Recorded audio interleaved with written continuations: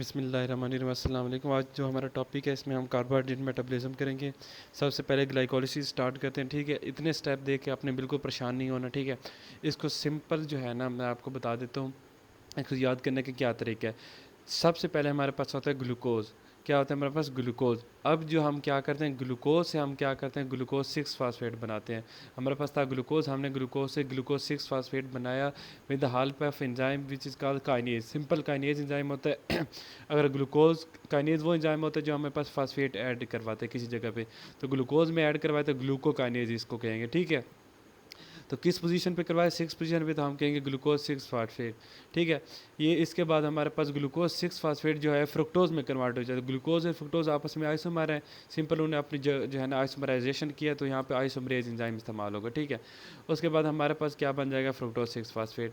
अब fructose 6 phosphate जो है ना उसमें एक मजीद 1 पोजीशन पे फास्फेट अटैच हुआ, तो हम उसे कहेंगे वहाँ पे काइनेज मजीद एंजाइम इस्तेमाल होगा। लेकिन यहाँ पे फ्रुक्टोज जिसके पास ऑलरेडी फास्फेट था, तो हम कहते हैं वो फास्फेट जिसके पास ऑलरेडी फास्फेट है हम कहते हैं उसको फास्फोफ्रुक्टोज। कौन सा फ्रुक्टोज? जिसके पास फास्फेट है, तो हम कहेंगे फास्फोफ्रुक्टोज काइनेज।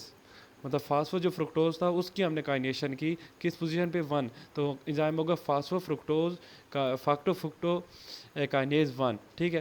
यहाँ पे एक मजीद एटीपी यूज़ होगा, हमारे पास ये एंजाइम ये हमारे पास प्रोडक्ट बन जाएगा, ठीक है। फ्रुक्टोज 1 बिस फास्फेट। अब क्या होता है, फ्रुक्टोज 1 बिस फास्फेट जो होता है वो हमारे पास दो प्रोडक्ट में कन्वर्ट हो जाता है, ठीक है। एक जो होता है डाइऑक्सी एसीटोन फास्फेट, एक और दूसरा हमारे पास होता है ग्लिसरॉल एल्डिहाइड 3 फास्फेट, ठीक है। ग्लिसरॉल भी कहते हैं या ग्लिसरॉल एल्डिहाइड 3 फास्फेट कहते हैं, ठीक है। अब ये जो होता है ना ग्लिसरॉल एल्डिहाइड 3 फास्फेट, इसके पास एक फास्फेट मौजूद है। ये क्या करता है, एक मजीद यहाँ पे अपने पास फास्फेट अटैच करवा जाते हैं 1 पोजीशन पे। 3 पे पहले है तो वो बन जाए ग्लिसरॉल एल्डिहाइड 1,3 बिस फास्फेट। 1 ग्लिसरॉल एल्डिहाइड, उसको हम ग्लिसरॉल एल्डिहाइड 1,3 बिस फास्फेट भी कह दें, या हम सिंपल उसको कह दें 1,3 बिस फास्फो ग्लिसरेट भी कह सकते हैं, ठीक है। दोनों नाम ठीक है इसके। हमें क्या किया, हमने एक मज़ीद यहाँ पे सिर्फ एक फास्फेट अटैच करवाया। अब यहाँ पे क्वेश्चन ये है कि यहाँ पे एटीपी जो है अटैच नहीं होगा। यहाँ पे हमारे पास क्या होता है, डीहाइड्रोजिनेज एंजाइम होता है, और जहाँ पे भी डीहाइड्रोजिनेज एंजाइम आए वहाँ पे हमारे पास क्या हो जाता है, वहाँ पे हमारे पास NADH बनता है, ठीक है। यहाँ पर एनर्जी कंपाउंड बना है, ये आपने याद रखें कौन से स्टेप में NADH बनता है, ठीक है। अब हमारे 1,3 बिस फास्फोग्लिसरेट जो है वहाँ से एक जो 1 पोजीशन वाला जो हमें अभी अटैच किया था वो निकल जाएगा, तो पीछे क्या बच जाएगा? 3 फास्फोग्लिसरेट बन जाएगा, 3 फास्फोग्लिसरेट, ठीक है। हमने क्या यहाँ से 1 वाला फास्फेट निकाल के इसे ADP में अटैच कर दिया, और यहाँ हमने क्या बना दिया, ATP बना दिया, ठीक है। अब 3 फास्फोग्लिसरेट हमारे पास आ गया। ये 3 जो है सिंपल 2 पोजीशन पे फास्फेट जो 3 पोजीशन पे था ग्लिसरेट की, वो 2 पोजीशन पे चला गया, तो हम कहेंगे 2 फास्फोग्लिसरेट, ठीक है। यहाँ पे जो एंजाइम इस्तेमाल होगा 3 फास्फोग्लिसरेट और 2 फास्फो आपस में क्या है हमारे पास एपीमर है, क्योंकि सिर्फ एक पोजीशन का फ़र्क है, तो यहाँ पे एंजाइम इस्तेमाल होगा म्यूटेज, ठीक है। अब म्यूटेज इस्तेमाल हुआ, कौन सा म्यूटेज? फास्फोग्लिसरेट की म्यूटेशन की, तो फास्फोग्लिसरेट म्यूटेज, ठीक है। बिल्कुल एंजाइम तो बिल्कुल आसान है याद करना, कोई मुश्किल ही नहीं है। फिर एनोलेज यहाँ पे एंजाइम आ गया, ये स्टेप आपने याद रखना है, क्यों? क्योंकि यहाँ पे हमारे पास जो है ना फ्लोराइड जो है पॉइजनिंग होती है। क्या होती है?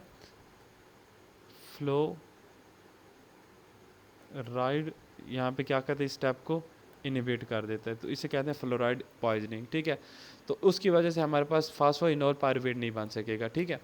अच्छा, ये तो हमारे पास हो गया फास्फोइनोल पायरुवेट कन्वर्ट हो जाएगा pyruvate with help of kinase enzyme. यहाँ पे मजीद ATP जो है ना एक मजीद बन जाएगा, तो हमारे पास ATP कितने बने? 1 और 2, 2 ATP बने, और यूज़ कितने हुए? 2 ATP यूज़ हुए। तो हमें नेट क्या मिला? ATP सबस्ट्रेट लेवल पे हमारे पास तो ऐसे ऐसे लग रहा है कि कोई हमें नहीं मिला, लेकिन यहाँ पे चूँकि NADH एक बनना है, तो उससे हमें जो है ना वो मज़ीद जो है 3 ATP दे सकता है। तो हमारे पास ग्लाइकोलिसिस एज ए नेट हमें ATP देती है, ठीक है। अब मज़ीद यहाँ पे आपको अगर ये स्टेप आप याद नहीं कर सकते, किसी को बहुत मुश्किल लग रहा है, तो ये जो मैंने ब्लू पेंसिल के साथ स्टेप किए हो, ये वाला पहला स्टेप, तीसरा स्टेप और ये 10 आखिरी स्टेप, ये आप 3 याद कर लें और इनके एंजाइम याद कर लें, क्योंकि ये जो है ना ये देखो ये सिर्फ एक डायरेक्शन में रिएक्शन हो रहा है, बाकी सब में डुअल रिएक्शन, मतलब ये इर्रिवर्सिबल रिएक्शन 1 वाला, 3 वाला और 10 वाला, बाकी सारे रिवर्सिबल हैं। तो ये इरिवर्सिबल होने की वजह से हम कहते हैं ये क्या है, रेगुलेटरी स्टेप में। 3 रेगुलेटरी स्टेप हैं। ये क्वेश्चन बहुत ज़्यादा आता है, आपने इनकी एंजाइम और प्रोडक्ट याद कर लेना, ठीक है। यहाँ पे हमारी बात ख़त्म होगी ग्लाइकोलिसिस की, लेकिन यहाँ पे जो मज़ीद एक और क्वेश्चन यहाँ पे पूछा जाता है इसी ग्लाइकोलिसिस में, वो ये है कि बताएं फ्रुक्टोज 6 फास्फेट से फ्रुक्टोज 1,6 बिस फास्फेट की हमारे पास जो है रेगुलेशन कैसे होती है। तो इसके रेगुलेशन को हम इस तरह समझते हैं। यहाँ पे मैं आपको एक बहुत मज़े की ट्रिक बताऊँगा, एक बहुत मज़े की एक बात बताऊँगा जो आपको बहुत ज़्यादा फ़ायदेमंद होगी। किस तरह, मैं अभी थोड़ी देर में आपको बताता हूँ। यह मैंने स्टेप जो था मैंने इसको सीधा करके लिख दिया, फ्रुक्टोज 6 फास्फेट को फ्रुक्टोज 1,6 बिस फास्फेट मैंने लिख दी यहाँ पे, और फास्फोफ्रुक्टोज काइनेज 1 यहाँ पे इस्तेमाल हुआ एंजाइम। ये वाला स्टेप जो था ना, ये वाला, इसको मैंने सीधा करके यहाँ पे लिख दिया, ठीक है।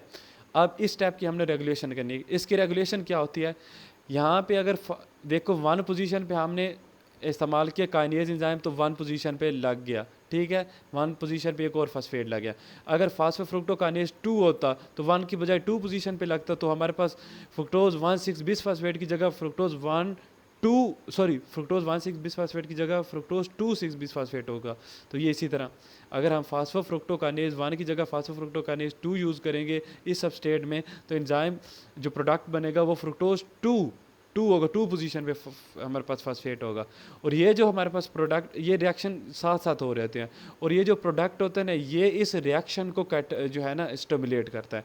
तो मतलब ये जो है हमारे पास है ना, ये एज ए स्टिमुलेटर काम करता है इस रिएक्शन के, ठीक है। अच्छा, अब ये तो हमारे पास बात समझ आ गई हमें। फिर हम कहते हैं कि इंसुलिन और ग्लूकागोन इस पे कैसे एक्ट करते हैं, इस स्टेप पे कैसे। ये तो हमने जो है ना एलोस्टेरिक रेगुलेशन करी। एलोस्टेरिक रेगुलेशन क्या होता है, जो केमिकल के ज़रिए हो, ठीक है। अब हम करते हैं कि किस तरह हमारे पास हार्मोनल रेगुलेशन होती है, और ठीक है, हार्मोनल या कोवेलेंट रेगुलेशन, क्योंकि हार्मोनल इंटरेक्टिव जो है ना डीफास्फोराइलेट या फास्फोराइलेट करके जो फास्फोराइलेशन करते हैं उसे हम कोवेलेंट फास्फोराइलेशन कहते हैं। किसी एंजाइम की फास्फोराइलेशन करने से वो एक्टिव होता है, किसी की करने से वो इनएक्टिव होता है। तो ये एक बहुत ही ज़्यादा मतलब कम्प्लेक्स चीज़ है, कौन सा एंजाइम फास्फोराइलेशन से एक्टिव होगा, कौन सा डीफास्फोराइलेशन से एक्टिव होगा। तो ये एक मतलब एक मिक्स होने वाली चीज़ है। तो यहाँ एक ऐसा असूल है कि आपको किसी भी एंजाइम पे आप ये अप्लाई कर सकते हैं, क्या कि जो एंजाइम, जो चीज़ मतलब जो भी एंजाइम ग्लूकोज बनाता है वो फास्फोराइलेशन से हमेशा हमेशा एक्टिव होगा। आप जो भी उठा लें, ठीक है। अब जो भी ग्लूकोनियोजेनेसिस के एंजाइम जो होंगे वो फास्फोराइलेशन से एक्टिव होंगे, क्योंकि वो ग्लूकोज बनाते हैं। अब ग्लाइकोलिसिस के एंजाइम, जो चीज़ या एंजाइम इस मतलब ग्लूकोज को तोड़ती है वो डीफास्फोराइलेशन से एक्टिव होते हैं। मतलब ये जो ग्लाइकोलिसिस कर रहे हैं ये ग्लूकोज को तोड़ने का प्रोसेस है। तो ये जो ग्लाइकोलिसिस के जितने भी एंजाइम है, फास्फोफ्रुक्टोकाइनेज 2 हो, पायरुवेट काइनेज हो, जितने भी एंजाइम है, एल्डोलेज हो, वो डीफास्फोराइलेशन से एक्टिव होंगे, ठीक है। तो कितने एक मैंने आप लोगों के लिए एक दिलचस्प सा फार्मूला बना लिया जो आप किसी भी एंजाइम पे आप अप्लाई कर सकते हो, ठीक है। अच्छा, तो इसी फार्मूले को यूज़ करते देखो, ये हमारे पास ये ग्लाइकोलिसिस का स्टेप है और ये भी इंडायरेक्टली ये ग्लाइकोलिसिस का स्टेप है। मतलब ये दोनों स्टेप क्या करें इंडायरेक्टली, ये देखो जो स्टेप नीचे आ रहे हैं इसका मतलब वो क्या करें, ग्लूकोज को तोड़ते आ रहे हैं, नीचे नीचे छोटी छोटी चीज़ें बनाते आ रहे हैं, ठीक है। तो ये जो फ्रुक्टोज 6 से ये बनेगा, तो इसका मतलब ये भी ग्लूकोज को तोड़ने वाला एक प्रोसेस है, ठीक है। तो ये हम कहेंगे ये भी जो है ना तोड़ने वाला प्रोसेस है, और तोड़ने वाले एंजाइम जो होते हैं वो डीफास्फोराइलेशन से एक्टिव होते हैं और फास्फोराइलेशन से इनएक्टिव होते हैं, ठीक है। ग्लूकोज को तोड़ने वाले जो तोड़ते हैं वो डीफास्फोराइलेशन से एक्टिव होते हैं, ठीक है। तो अगर इनकी फास्फोराइलेशन कर देंगे तो वो इनएक्टिव हो जाएंगे। अब ये हम देख लेते हैं किस तरह ये होता है हमारे पास रेगुलेशन, कि अगर ग्लूकागोन हो, ग्लूकागोन जी प्रोटीन पे एक्ट करता है। मैंने जी प्रोटीन वाला स्ट्रक्चर नहीं बनाया क्योंकि हमने बहुत ज़्यादा पढ़ा हुआ है, मैंने सिंपल आपको बता दिया। ग्लूकागोन जी प्रोटीन पे एक्ट करेगा तो साइक्लिक AMP बनेगा, सेकंड मैसेंजर। वो प्रोटीन का ए को एक्टिव करेगा, ये आपने बहुत ज़्यादा पढ़ा हुआ है कि प्रोटीन का ये आगे फास्फोराइलेशन करेगी, किसकी करेगी, फास्फोफ्रुक्टोकाइनेज 2 की, इसकी। तो हम कहेंगे कि ग्लूकागोन ने क्या किया, ग्लूकागोन ने फास्फोराइलेशन करवाई किसकी, इस एंजाइम की।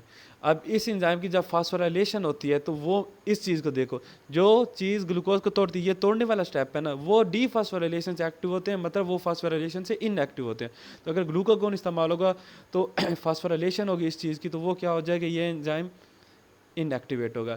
तो अगर ये इनएक्टिवेट होगा तो ये चीज़ नहीं बनेगी, ठीक है, क्योंकि ये स्टेप नहीं हो सकेगा। अब जब ये स्टेप नहीं बनेगा तो हमारे पास ये जो स्टेप एक्टिवेट हो रहा होगा वो भी नहीं एक्टिवेट होगा, ठीक है। तो इसका मतलब ये क्या है, फ्रुक्टोज 6 फास्फेट फ्रुक्टोज 1,6 बिसफास्फेट में कन्वर्ट नहीं हो सकेगा in the presence of glucagon. अगर इंसुलिन होगा वो इसका उलट काम करेगा, ठीक है। ये हमारे पास रेगुलेशन थी। फिर हमारे पास आ जाता है कि आरबीसीज जो हैं उनमें ग्लाइकोलिसिस कैसे होती है। यही होती है बिल्कुल सिंपल सी ग्लाइकोलिसिस, सिर्फ एक स्टेप का डिफरेंस है। क्या कौन सा स्टेप का डिफरेंस है कि हमारे पास जहाँ पे 1,3 बिसफास्फोग्लिसरेट 3 बिसफास्फो में कन्वर्ट हो रहा था वो डायरेक्ट इसमें कन्वर्ट नहीं होता, वो एक दरमियान में एक चीज़ बनाता है, ठीक है। वो कौन सी चीज़ बनाते हैं, 1,3 बिसफास्फोग्लिसरेट को कन्वर्ट कर देते हैं 1 की जगह 2 कर देते, सिंपल 2,3 बिस फास्फोग्लिसरेट बना देता है और वो फिर इसमें कन्वर्ट होता है। मतलब ये एक एक्स्ट्रा स्टेप उसमें आ जाता है आरबीसीज में, ठीक है। यहाँ पे हमारे पास जो ये स्टेप हो रहा था, यहाँ पे हमारे पास एंजाइम होता है म्यूटेज जो इसको 2 बिसफास्फोग्लिसरेट में कन्वर्ट करता है और इसको दोबारा इसमें कन्वर्ट करता है फास्फेटेज। अगर आरबीसी आ जाए ग्लाइकोलिसिस तो आपने ये स्टेप लाजमी लिखना, ठीक है। ये क्यों करते हैं, क्योंकि 2,3 बिसफास्फोग्लिसरेट की इंपॉर्टेंस क्या है, ये क्या करता है, ये ऑक्सीजन की अनलोडिंग करता है, अनलोडिंग फ्रॉम हीमोग्लोबिन।